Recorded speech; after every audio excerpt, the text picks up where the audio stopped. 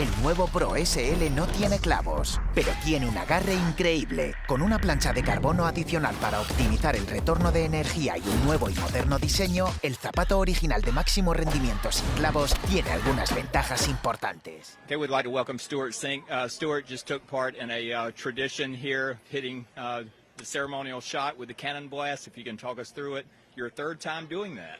Yeah, third time, and it's a little surprising. I remember being really taken aback by how loud and how much compression that cannon produces when you're hitting the ball from, what, about 10 or 15 feet away. So I was ready for it this time. I had the earplugs like really screwed in, and still, you can't get, there's no way to be ready for that. You know, try to hit a ball into the air with that noise going on. It's hard enough with, a cell phone going off here and there, but a cannon is a new level. And now back in a place that you love so much, defending. If you can talk a little bit about the state of your game coming into the week. Well, I feel like this year's been a really, it's kind of a year that's gotten away from me so far. I've played really close to playing very well, but I've just been, I've been trying to kind of like grasp at something that hasn't quite connected just yet. I've had some moments, but it hasn't been the kind of year that I was hoping for, and I'm looking to come to a place like Harbortown and maybe get some confidence memories to turn things around, and I'm not far off, and I'm staying like steadfast, focused on what I'm doing, and it's just it just hadn't worked out for me yet this year. And I'm in a position where I don't have to fret about it too much. I'm still enjoying it. Reagan's caddying, we're having a great time, and it's I feel like it's a pleasure to play golf in the competition, and I want to get myself into the thick of it again before too long, because I feel like emotionally, I'll be in a good spot to compete. Speaking of Reagan, you guys have had a lot of memories over the last couple of years on the golf course. Another one last week in Augusta. Just comment on your week and also the hole-in-one there on 16. Well, yeah, Augusta was kind of like a little glimpse into the whole season, where I didn't play that well, and I was just a little off, and Augusta just punished you for being a little bit off. And then we had one moment that definitely shone brightly, with an ace on 16 and a memory that we'll never forget. Reagan might even be the owner of a crystal pretty soon from that. It's 25th birthday. But it was on his birthday. He was born the Tuesday of my first Masters back in 1997. So my memories of him and the Augusta National Golf Course and the Masters go back as far, literally, as his life started. Yeah, Stewart, Andrew Goldstein with WSAV. This tournament seems to be a popular one for pros to bring their kids, bring their family, even not caddying. What about this tournament makes it such a good destination for kids and families to come with you? I think the number one things are you stay out in this area, right? Most of us anyway stay right in the community.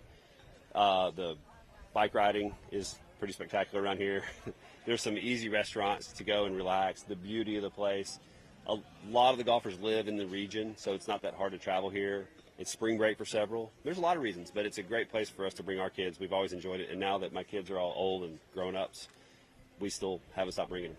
I was talking to some of the child care volunteers earlier, and I imagine, given the timeline of how long you've been competing, your kids must have been in some of those programs before they were old enough to follow you around the course. What were your kids' experiences with that? Do you remember anything that they were doing during the tournament while you were out here? And what's your experience like with those volunteers? I remember the PGA Tour Family Center started the year of my rookie year, I believe, in 1997. So it's grown alongside us with the PGA Tour, and my kids have grown up with it, and it was huge for us. Reagan was born in 97, so ever since he's been alive, there's been that service that they provide so that the wives can get out and watch the golf. I mean, most people don't realize how ingrained the wives are into this. I mean, this is something they're heavily invested into, and most of our wives are pretty much de facto sports psychologists, and they're darn good at it. They know us better than anybody. And so the freedom for them to be out there watching and seeing and experiencing and understanding what's going on is vital, really, to the success of the player. And without the PGA Tour Family Centers, that's not happening. Do your kids have a favorite memory here from their childhood? Obviously, winning on the bag last year is probably number one, but before 18, while they were in that program, do they have a favorite memory? I would let you ask them, but I would say that Reagan's favorite memory from here from adulthood would be winning as a caddy. And his favorite memory from childhood would probably be hanging out in that big sandy playground over there under the tree, just about a couple hundred yards away from here, right beside the yacht basin. That's a great place for the kids to hang out and the adults. It's kind of a party and a playground at the same time. You've got the adults having their little party, and you've got the kids having their little party in the sandy playground underneath the tree roots. Thanks so much, Stuart. Appreciate it. Hi, Stuart. Sam Ogazalik at the Island Packet newspaper. Looking back to last year and now, what does it mean to you to have full capacity with fans at this tournament as a golfer? You know, what is it like to come back here with the COVID restrictions no longer here? Well, we really love having the fans that we can play in front of. It gives us the energy, and it just makes the place feel like a sporting event, and that's awesome. But I also know it probably means more to the tournament to be able to have fans back, because it means more goes to the community in charity donations. You know, if there's nobody sitting up here in these seats, there's nobody buying beer or T-shirts or food or snacks or anything like that, and that's where the funding for charity goes to. So it's great to see everybody out, and I know the weather will be nice this week. It looks like the forecast is really solid, so there's going to be a lot of smiling faces out there, and hopefully we'll give them something to cheer for. Thank you. Stewart, Tiger referred to you as the kitchen after his final round Sunday. What's the origination of that nickname, and how do you feel about it?